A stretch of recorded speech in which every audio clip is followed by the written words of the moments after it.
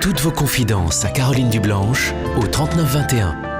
50 centimes la minute, plus coût de l'appel. Bonsoir Bertrand. Bonsoir Caroline. Bonsoir. Je suis très content de vous avoir. Moi aussi. Vous allez bien ? Oui. Oui. Vous Oui. voulez me parler d'un coup de cœur que vous avez eu, je crois ? Oui, j'ai eu un coup de foudre au mois de novembre, il y a 20 semaines environ. Ah, c'est très précis. Comment ? C'est très précis. Oui, enfin, oui. Vous vous Oui, souvenez ? je compte naturellement. Et alors, comment ça s'est passé ? C'est-à-dire que j'étais sur un parking privé et puis il y a une jeune femme qui venait de la gare Oui. et qui m'a regardé. Oui. Et puis,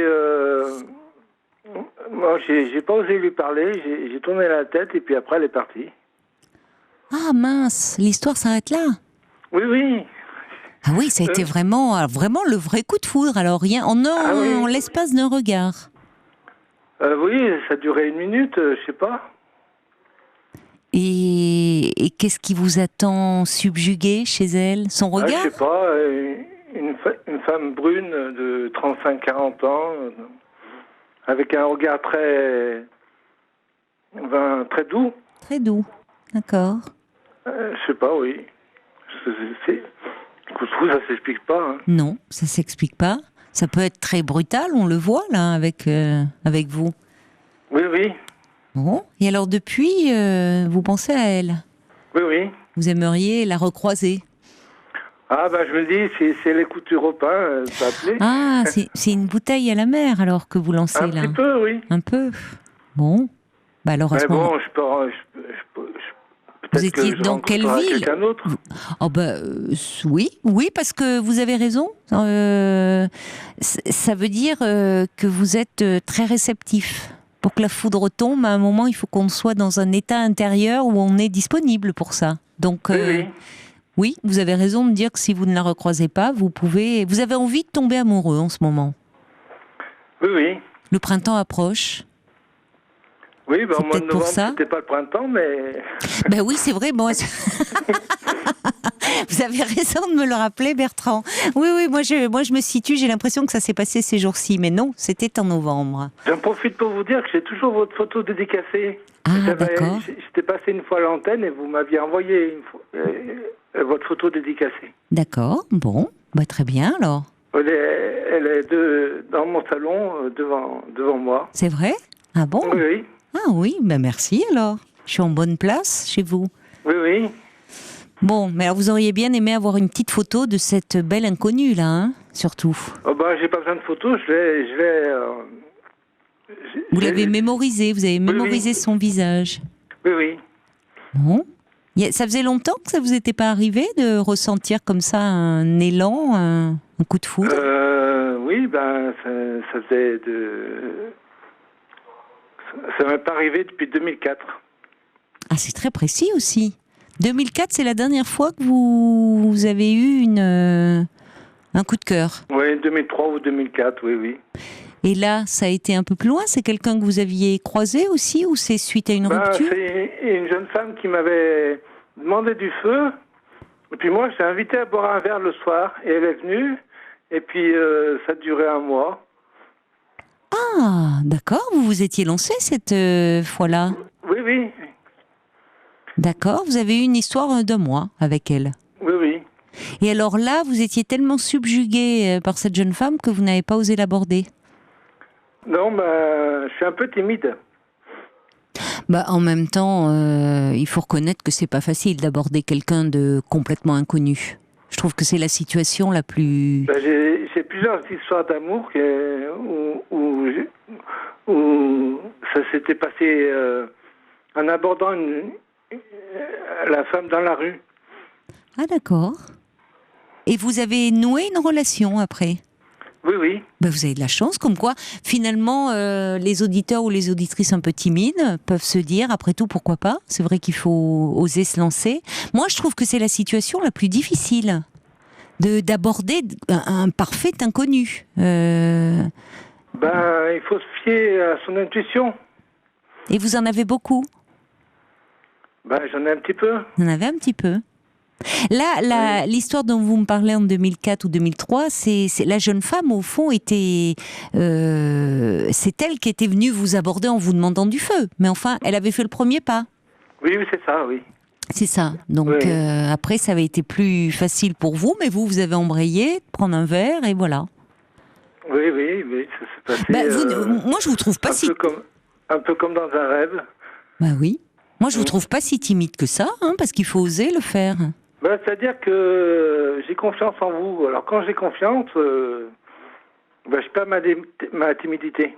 D'accord. Vous suivez votre intuition. Oui. J'essaye. Bon, alors là, vous lancez une bouteille à la mer ce soir, mais alors, en même temps, un parking privé, une belle brune, 35 ans, un regard doux. Il y en a plusieurs qui peuvent se reconnaître. Il faut peut-être situer un peu la ville où ça se situait. Ben, c'est près d'une gare au sud de Lyon. C'est un jeu de pistes là, hein. Vous voulez ménager le suspense. Près d'une gare. C'est-à-dire que non. Oui. Je veux pas être trop précis parce que bon. Qu'est-ce que vous craignez? Ah ben, on sait jamais. Au pire, elle vous écoute. Mais c'était en novembre hein, quand même. Hein. Oui. On est en mars là. Oui, mais j'ai pas osé appeler tout de suite. Pourquoi?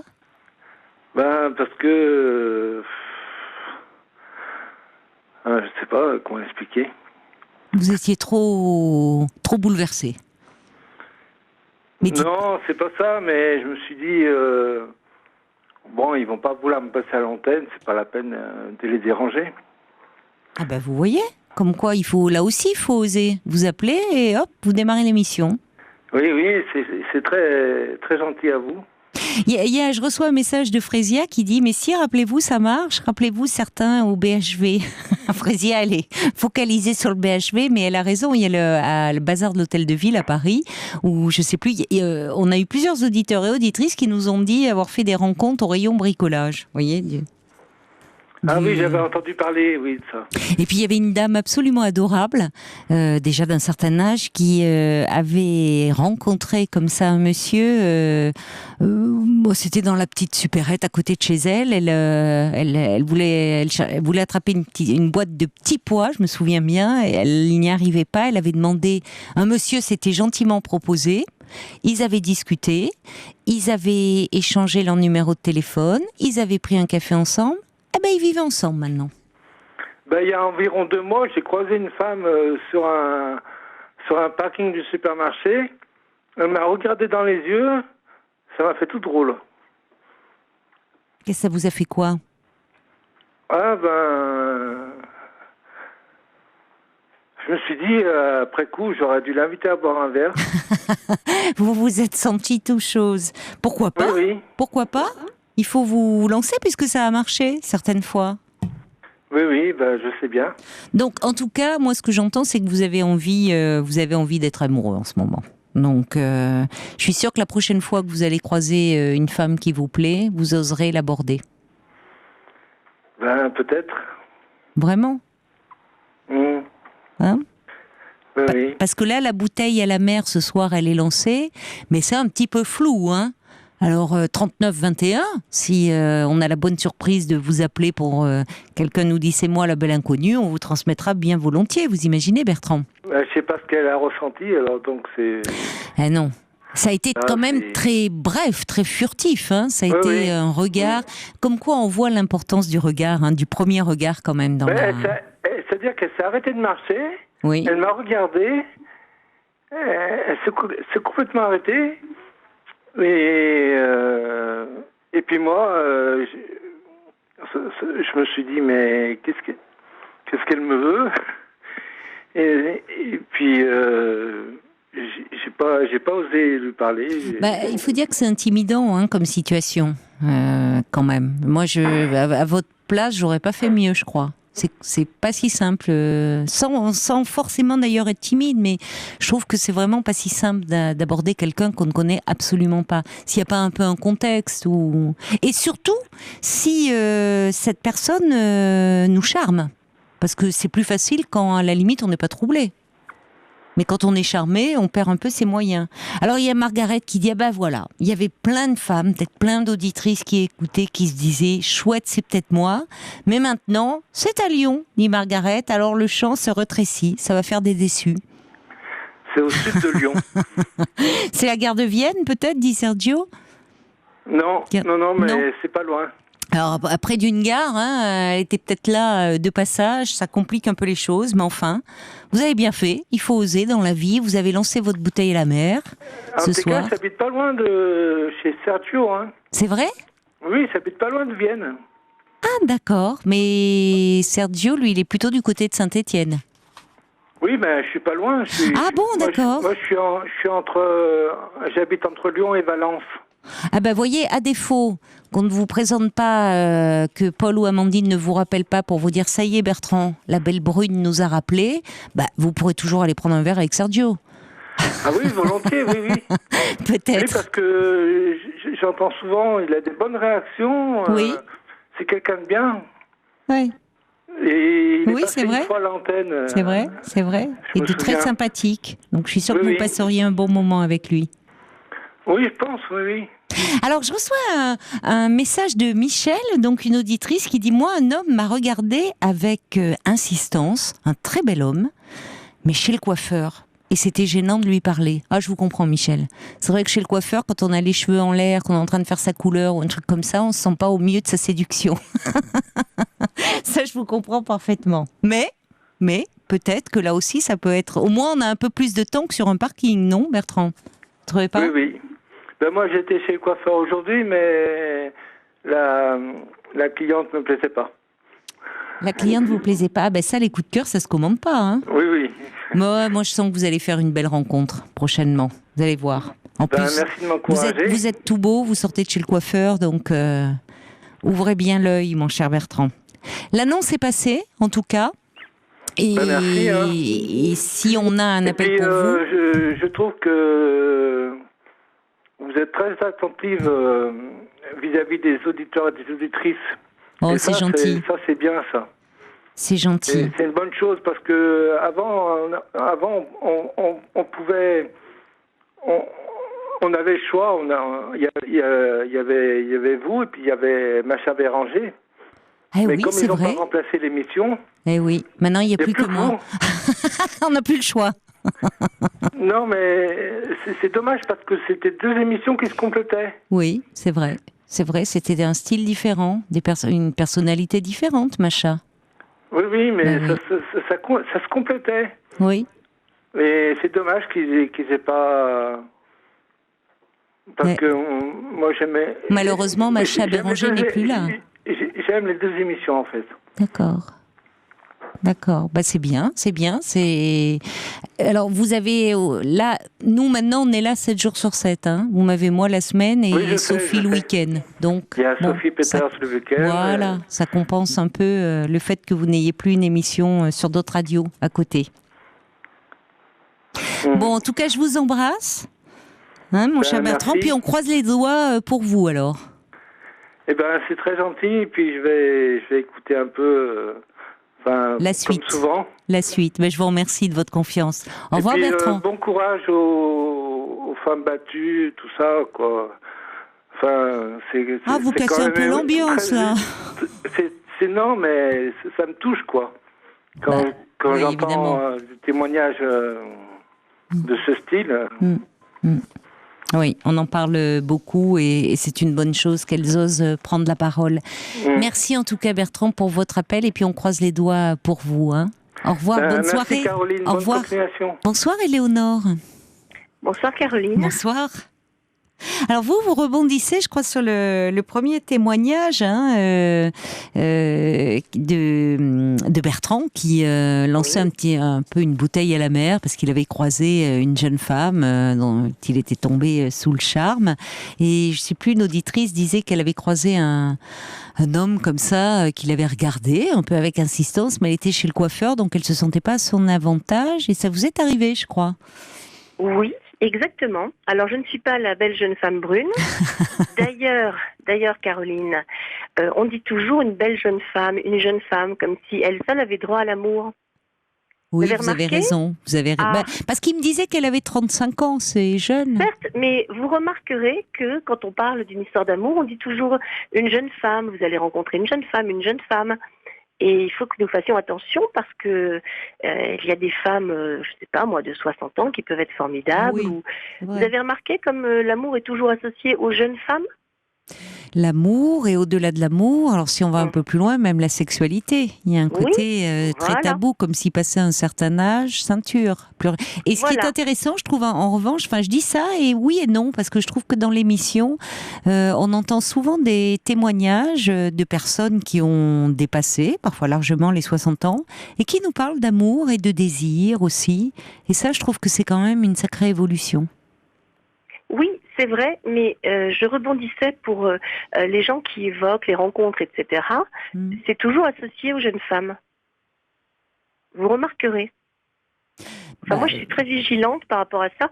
Bon, je suis un peu à distance de tout ça, mais vous remarquerez, ça me frappe toujours. En revanche, ce que vous dites pour les auditrices, oui, c'est tout à fait remarquable. Et autrefois, ce n'était pas le cas. Non, C'est vrai. Enfin, en tout cas, on Alors, n'osait pas en parler comme ça publiquement. Il y avait les oui. choses. Et puis, de toute façon, on le voit même d'ailleurs. On n'hésite plus aujourd'hui à se séparer, même au-delà de 60 ans. Enfin, des gens même. Oui. Comme il y a un peu un optimisme par rapport à, je sais pas, Avant, ça ne se serait pas fait. Les gens se supportaient, bien ou mal, Oui. mais n'envisageaient pas qu'une autre vie était possible. Et en tout cas, de pouvoir retomber amoureux passé un certain âge. Oui, exactement. Alors, moi, c'est un petit clin d'œil, bon, un petit peu gai, à propos du coup de foudre, justement. C'est l'histoire du coiffeur qui m'a fait rebondir. Moi, j'étais, il y a, je sais pas, 15 ans, j'étais chez le coiffeur. Donc vraiment, alors quand on dit pas à son avantage, c'est peu dire, quoi. C'était le moment, vous savez ce que c'est, Caroline, je suppose, Ah ben oui. où il vaut mieux pas être derrière la vitrine, quoi. Et je remarque un jeune homme qui, lui, était en train de se faire couper les cheveux, et je vois ce garçon qui avait un charme fou, qui parlait, et je me dis, mais qui sont les femmes qui sortent avec des garçons comme ça? Il était, enfin, tout ce que j'aime. Bon. Et qu'est-ce qu'il faisait, Et lui? puis, Il regardait la vitrine ou il vous regardait vous? Non, il était en train de se faire... Ah non, il ne me regardait pas du tout, Oui. il pensait qu'à ses cheveux. Je me D'accord. disais, mais comme c'est important, il est très dandy, je me disais, mais comme c'est important pour ce garçon, ses cheveux, bon, à l'époque, je trouvais ça charmant. Aujourd'hui, un homme qui ne s'occupe que de sa coupe de cheveux, ça m'exaspérerait. Oh ben, s'il est chez on le coiffeur, c'est pas... Bon, Ah oui, après non, tout. mais là, c'était carrément... c'était beaucoup quand même. C'était vraiment le dandy. Il était... Son apparence était très importante. D'accord. Bon. Et donc, vraiment, je me souviens, j'ai un flash pour ce garçon. Et puis, un an à peu près s'écoule. Une de mes relations m'invite à un dîner, plusieurs fois. Je vous entends. Est-ce que vous m'entendez bien? Je ne voudrais pas parler sur votre voix, Caroline. Ah non, je vous entends parfaitement, Non, Éléonore. ah ben non, moi non, aussi, vous inquiétez pas. Bon, tout à coup, j'ai craint de Non, parler non, sur je vous votre voix. écoute attentivement. Donc, cette relation m'invite plusieurs fois à un dîner en me disant, il faut absolument que je te présente quelqu'un, parce qu'en fait, il l'avait séduite, elle. Bon, je vais à ce dîner, et là, énorme coup de foudre avec ce garçon. C'était le même? Et alors, attendez, je me dis, mais j'ai déjà vu ce garçon quelque part. Et puis, il tombe amoureux de moi, il abandonne cette jeune femme qui n'était pas une amie proche, je le précise. Oui, parce que j'allais vous demander, c'est fin de l'histoire d'amitié, début d'une histoire d'amour, mais... Ah non, moi jamais je ne ferais une chose pareille. C'était juste une relation et une nouvelle venue.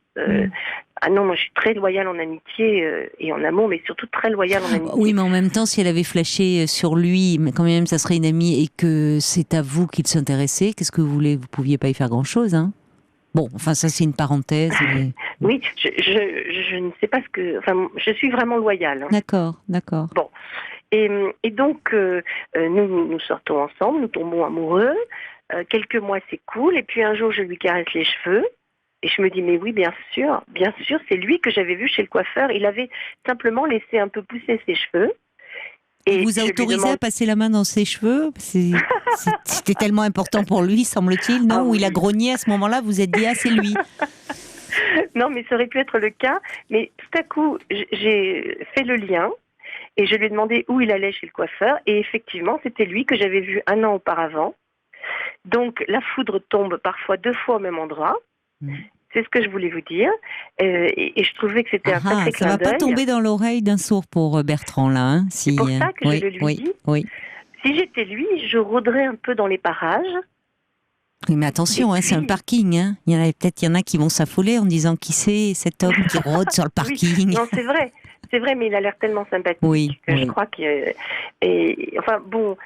moi, j'ai une de mes amies aussi qui disait toujours, vous avez dû connaître ça, Caroline, elle me disait toujours, de toute façon, moi, je suis toujours prête, et même lorsque je descends ma poubelle, je suis impeccable. Elle était très motivée, hein. Et oui, il faut vraiment être très motivé, parce que, très coquette, quoi. Mais c'est vrai qu'on croise des femmes particulièrement, on a l'impression qu'on peut jamais les prendre en défaut. Elles sont toujours impeccables.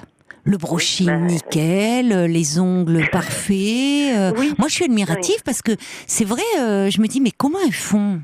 Elles font vite parce que j'ai une petite sœur comme ça.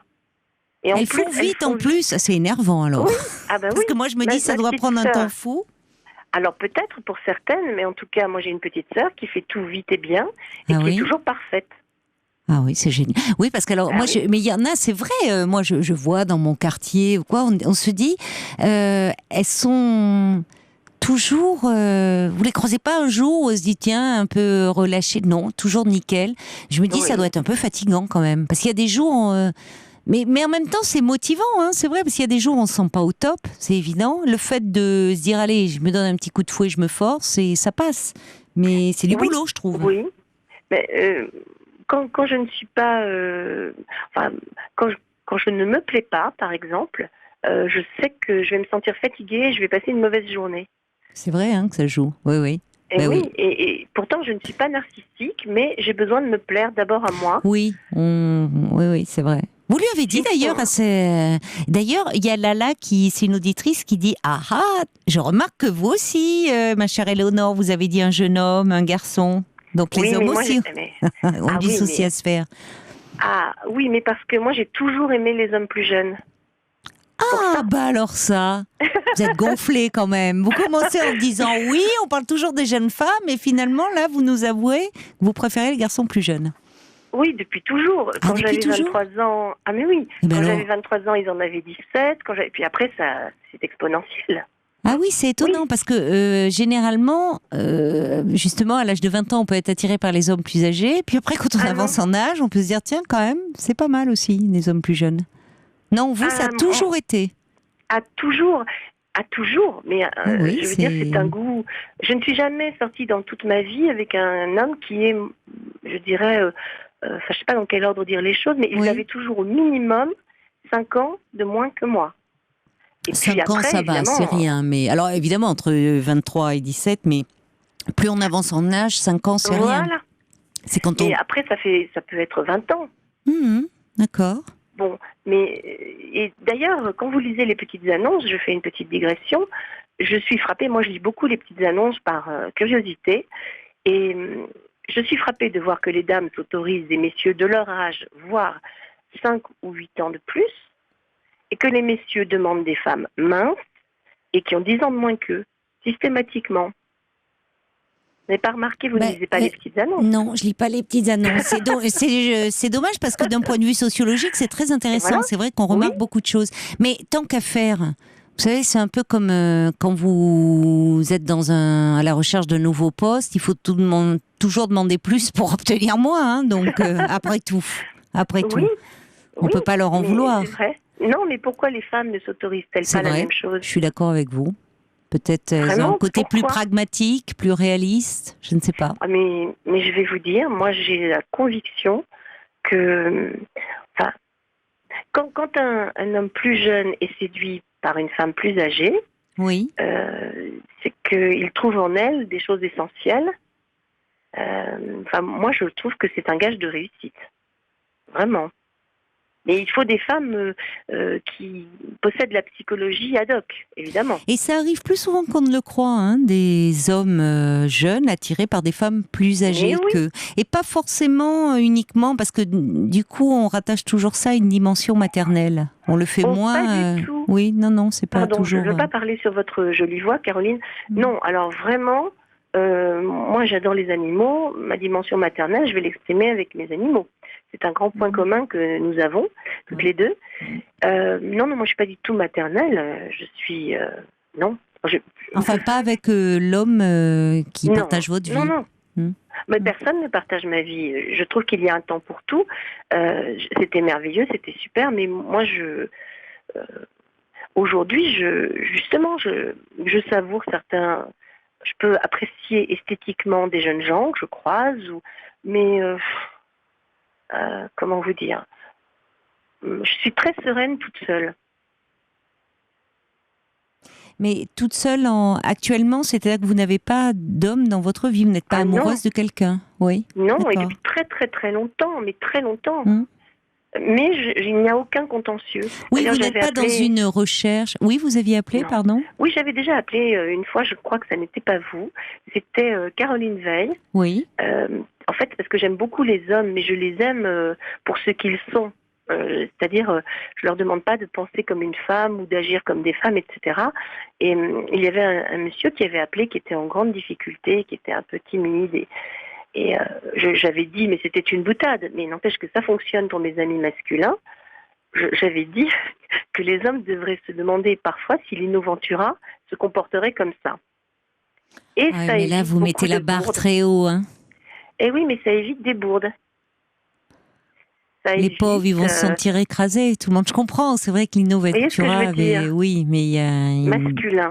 Masculin. Je pense que les hommes très masculins rendent les femmes très féminines. Et les hommes très masculins sont très confortables avec leur féminité. Et parce que ça correspond aussi, oui, c'est ça, vous, à ce que vous recherchez. Heureusement, d'ailleurs, qu'on n'est pas tous attirés, qu'on ne recherche pas tous les mêmes choses, sinon déjà que c'est compliqué de trouver l'âme sœur, donc là, ça serait la bagarre générale. Mais c'est intéressant, c'est important aussi de dire que on peut... Vous avez été... Et vous le redeviendrez peut-être, parce qu'après, ça c'est à la faveur de la vie, mais une grande amoureuse. Vous avez vécu des histoires longtemps. Très jolie. Et aujourd'hui, vous êtes dans une phase de votre vie où vous n'êtes pas amoureuse et où en même temps, vous vous sentez très sereine. Ah mais oui, parce que c'est un choix, et c'est ça aussi. Je ne subis pas. J'ai fait ce choix il y a Oui, mais je longtemps. comprends très bien ça. Voilà, et j'ai une telle sérénité, un tel équilibre. C'est-à-dire que je pense qu'être amoureuse, quand on fait bien les choses, c'est quand même prenant. Ah ça, enfin, je vous rejoins complètement. Oui, ça, c'est vrai, même. Oui, c'est vrai, c'est vrai. Voilà, et ça absorbe. Voilà. Et moi, je préfère consacrer mon énergie, mon temps, mes pensées à autre chose. Et surtout que j'ai eu de jolies histoires. Avec des hommes qui me plaisaient, tous les hommes, on dirait qu'il y en a plein. Non, mais les hommes qui m'ont plu, je les ai séduits. C'est une chance. C'était joli, c'est aucun contentieux, donc c'est très apaisant. Mais c'est pas si simple que ça. Vous parliez des femmes, on parlait des jeunes femmes.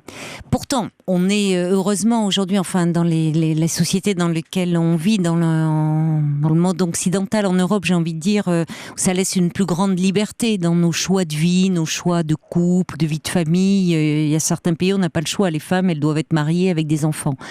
Mais même encore, je trouve qu'il y a quand même une femme qui est seule, pour peu qu'elle soit séduisante, ça interroge. Oui. Ça interroge, ça questionne et souvent on se dit, on voit dans des rencontres, dans des dîners, comme si les gens cherchaient à tout prix à les caser. Je déteste ce terme, mais il y a quelque chose de cet ordre-là. Alors, oui, sans doute. Dans mon cas, c'est encore pire. C'est que il est un fait acquis que je suis seule et heureuse de l'être et personne ne songe même. C'est même parfois je me dis mais c'est un petit peu personne ne me demande jamais, as-tu rencontré quelqu'un ou je vais te présenter quelqu'un. Oui, on vous le demande c'est plus un fait. finalement. C'est comme un état de fait maintenant. Oui, tout à fait. Et d'ailleurs, on me l'a très peu demandé. Hein. Mais c'est peut-être par délicatesse. Ça dépend qui sont ces personnes. J'imagine, si ce sont des proches, ça peut être aussi indélicat à chaque fois de vous dire bon, tu as fait une rencontre. Enfin, peut-être que du coup, elles respectent aussi. Et ces personnes respectent votre vie actuelle et que vous avez d'autres choses à dire quand vous êtes en leur présence que de parler d'une rencontre potentielle. C'est-à-dire que, vous comprenez, c'est une question de regard. Moi, depuis que je suis toute petite, je sais que je suis une solitaire. Une solitaire très entourée, mais profondément solitaire. Et je dirais que les parenthèses amoureuses étaient, dès le départ, pour moi, considérées comme des parenthèses. Vous voyez Le couple était quelque chose qui était compliqué pour vous ? Ah non, non, absolument pas. Aucun intérêt. Oui, mais dans ce aucun intérêt, non, ça dit quelque chose quand même. Oui, je n'ai jamais même eu l'idée de couple ou ces histoires d'engagement, etc. Moi, j'avais de jolies parenthèses avec quelque chose de gai, de ludique. Oui, mais quand on aime, quand on est investi, vous me dites, vous dites d'ailleurs ce que vous avez semblé être, puisque vous dites ça demande beaucoup de temps, et c'est vrai. Surtout après, on peut trouver un mode de croisière quand on est en couple depuis un moment. Si on était toujours dans l'état amoureux des débuts, on pourrait plus rien faire d'une certaine façon. Non, mais on aurait la vie sociale, la vie professionnelle serait compliquée parce que c'est vrai que dans les premiers temps, on est absorbé par l'autre. Heureusement, après, aimer, ça prend une connotation différente. Ça permet quand même d'avoir des échanges autres qu'avec l'objet de son désir. Mais là, je rebondis sur ce que vous dites d'une parenthèse. Quand on aime l'autre, on n'a pas envie que ça soit qu'une parenthèse. Eh bien, moi, si. Une très jolie parenthèse, mais je disais à Paul, entre parenthèses, justement, quel garçon charmant, je lui disais et jeune, donc susceptible de vous plaire. Bien. D'ailleurs, je lui ai dit, qu'est-ce qu'il ne faut pas faire pour entendre un jeune homme téléphoner à 23h à la radio. Je suis prête à tout. Non, je plaisante, mais c'est vrai que... Il est très sollicité, mais justement, ça peut être d'autant plus... Ça peut être un challenge. Allez, je vous taquine, on passe à autre chose. Donc, vous disiez, Oui, je vous disais que j'avais rencontré un homme, un coup de foudre d'ailleurs. Lui, il a eu un retardement parce que moi, j'étais assez furieuse parce que d'habitude, j'avais l'habitude, quand j'étais une séductrice, de regarder les hommes dans les yeux d'une certaine manière et il tombait comme je voulais. Et celui-ci m'a résisté. Mais il a résisté, bon, c'est très vieux, enfin c'est très vieux. Ce n'est plus mon actualité, Caroline. Hein, mais, et alors, il est revenu le lendemain. Et bon, nous sommes tombés amoureux, c'était une vraie histoire. Et puis un jour, éperdu d'amour, il me prend dans ses bras et il me dit, ma chérie, est-ce que tu crois que dans 10 ans, nous serons toujours aussi heureux ? Ah. Et là, alors là... Oui, mais ça, c'est angoissant. Enfin, personne ne peut répondre à ça. Et moi, j'avais pas du tout envie d'être, même si ça s'était bien passé, être dans les bras du même homme 10 ans plus tard, mais pour moi, c'était impensable. Mais vous voyez, après, bon, je vais pousser un peu, et je sens que je ne veux pas forcément aller sur ce terrain-là, mais j'entends ce que vous dites. J'entends et ça me parle. Quand vous dites « je suis une solitaire », mais je pense qu'il y a des personnes comme ça, il y a des personnalités finalement. Mais la question que je me pose, sincèrement, hein, je me demande si c'est un choix, même s'il y a quelque chose de très agréable, ou si c'est quelque chose que, un peu malgré nous, même si on ne subit pas cette solitude, parce que on s'est construit comme ça, en fonction de son histoire. Écoutez, moi je me souviens, lorsque j'avais 7 ans, d'une discussion avec mon grand-oncle, qui me demandait ce que je voulais faire quand je serais grande, et je lui disais, je ne sais pas, mais en tout cas, je ne me marierai pas et je n'aurai pas d'enfant. À 7 ans. Oui, à 7 ans. Et il m'a dit, mais tu dis ça parce que tu es petite. Et ça m'avait mise en colère, très mauvais caractère, hein. Ça m'avait mise en colère parce que je savais exactement ce que je disais. J'en avais la conviction. Et j'ai été fidèle à ce que j'ai toujours senti. D'accord. C'est quelque chose. J'ai de tels. Vous savez, je suis plutôt du genre. Bon, je suis un curieux mélange. Enfin, je suis pas là pour monopoliser l'antenne, mais à la fois très épicurienne et très intello.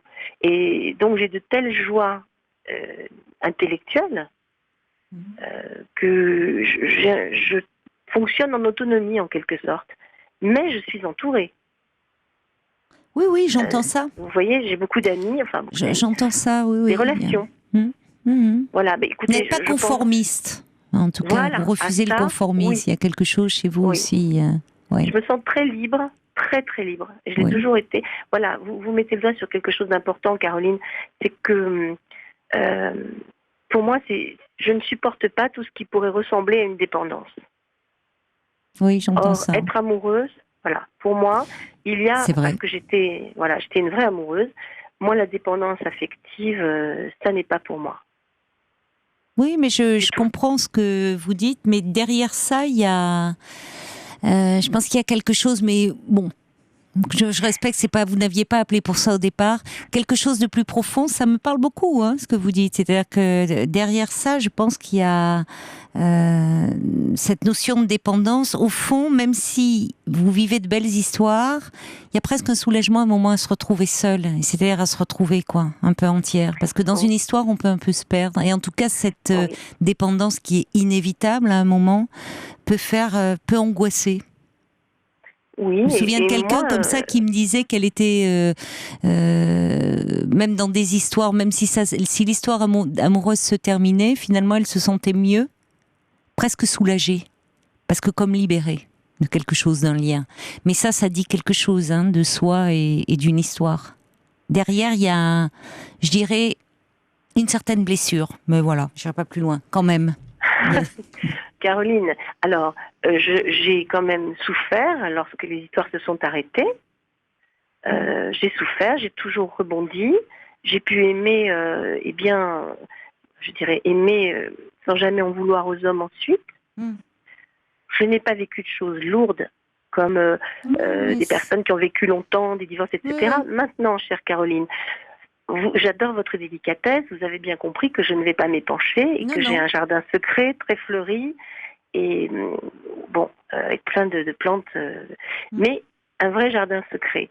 Donc, merci beaucoup d'avoir si bien compris tout ce que je fais. Mais je voulais aussi dire aux femmes qui sont seules que ça peut aussi être un gage de plénitude. Oui, c'est important aussi. J'entends très bien ça.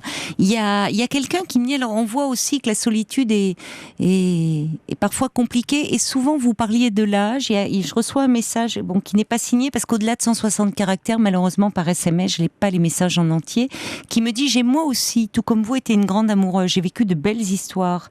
Je ne suis pas solitaire, mais ayant passé la cinquantaine, non seulement les hommes ne me regardent plus, ou très peu, on ne m'invite plus trop, les couples me fuient.